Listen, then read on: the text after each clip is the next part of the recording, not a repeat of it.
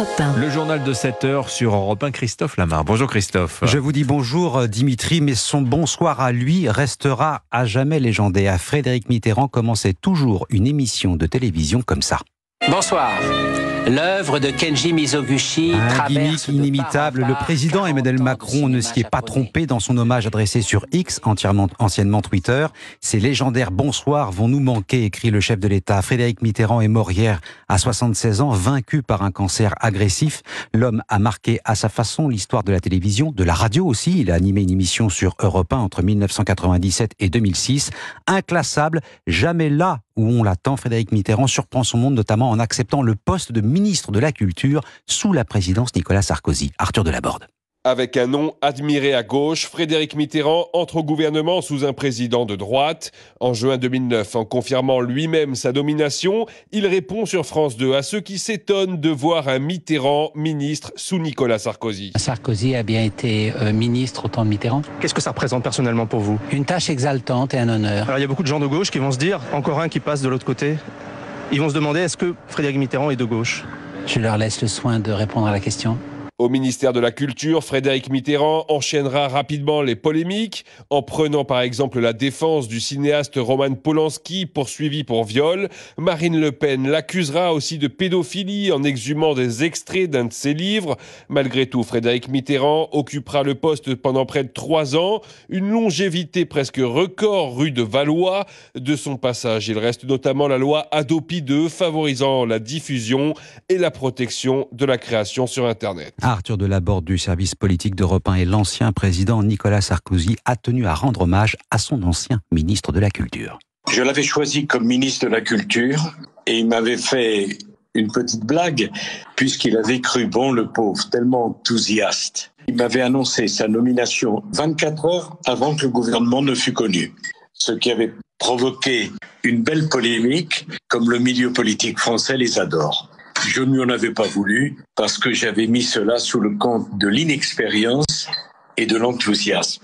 On ne peut pas en vouloir à quelqu'un quand il est tellement heureux d'être nommé. L'hommage de l'ancien président Nicolas Sarkozy à Frédéric Mitterrand hier sur CNews. 7h03 sur Europe 1. Les actes et agressions antisémites en nette hausse depuis l'attaque du Hamas le 7 octobre. Le phénomène touche en particulier les universités. Les témoignages se multiplient. Tous décrivent un climat hostile, de l'agression verbale à l'intimidation. Les étudiants juifs se disent régulièrement harcelés en raison de leurs convictions. Europe 1 a mené l'enquête à la faculté de Lille. Reportage Lionel Gougelot. Alors qu'aucun mouvement de solidarité ne s'était manifesté dans l'université à l'égard des victimes du 7 octobre, c'est après le déclenchement de l'offensive israélienne sur Gaza que Tom, étudiant à Sciences Po Lille, a constaté une libération de la parole antisémite. Quand on me dit frontalement, vous méritez ce qui vous arrive, oui, c'est la haine du juif. Et je pense que ces personnes-là se réjouissent de ce qui a pu arriver le 7 octobre et se réjouissent de l'ambiance actuelle qu'il y a en France et dans les universités. Un climat constant d'hostilité instauré souvent par l'ultra-gauche, ressenti également par Iris en fac de droit. Moi, je me sens pas du tout à l'abri d'une agression à cause du climat de violence. Les distributions de prospectus haineux et diffamatoires, calomnieux, c'est extrêmement choquant.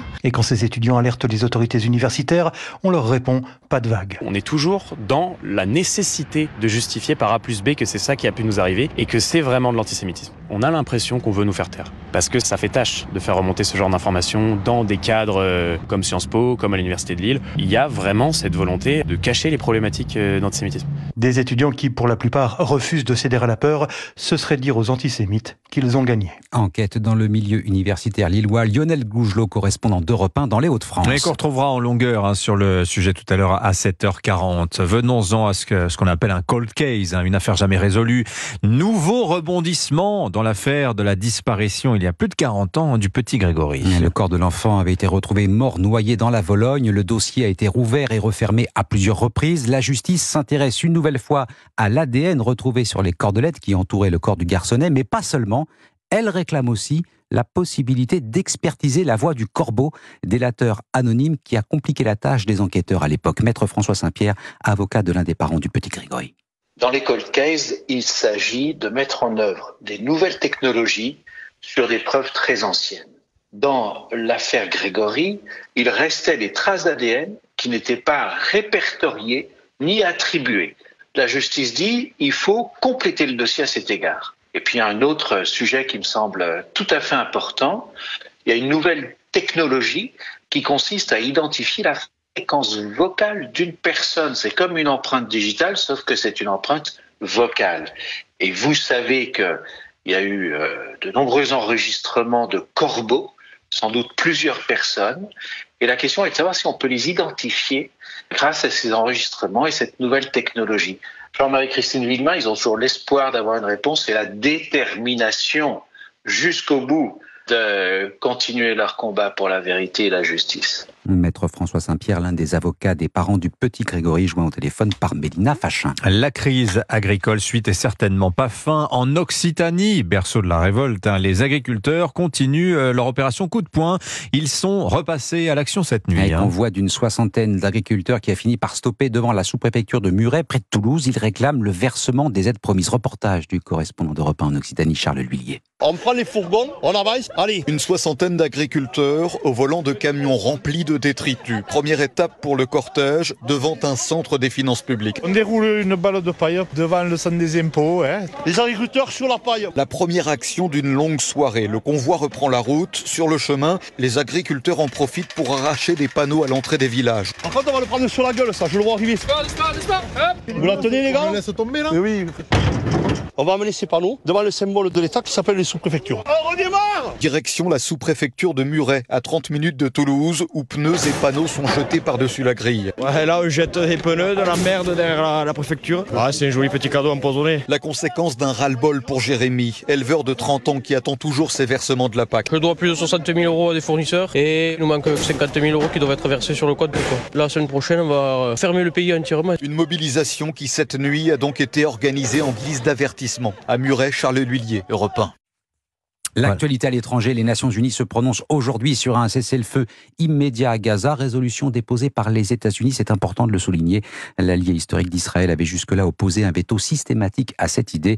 Le secrétaire d'État américain Anthony Blinken est attendu aujourd'hui en Israël pour tenter d'arracher un accord de trêve. Oui, c'est vraiment un mouvement important de la diplomatie américaine vis-à-vis d'Israël. Allez, les sports, Didier Deschamps, invité exclusif du Studio des légendes demain soir sur Europe 1. C'est le sélectionneur des Bleus, s'est confié à Jacques Vendroux. Oui, il parle de l'avenir de l'équipe de France, bien sûr, et de ses chances à l'Euro. Le sélectionneur actuellement à Clairefontaine pour préparer les 2 matchs amicaux demain et mardi. Et en conférence de presse, il est revenu sur la possibilité de voir Karim Benzema rejoindre l'équipe de France Espoir aux Jeux Olympiques. Pourquoi pas que Karim puisse...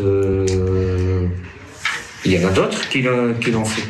Maintenant, la réponse, c'est pas moi qui vais vous la donner parce qu'elle ne dépend pas de moi. C'est Thierry Henry. C'est Thierry Henry, mais... Après, comme d'autres grands joueurs qui ont porté le maillot de l'équipe de France, voilà.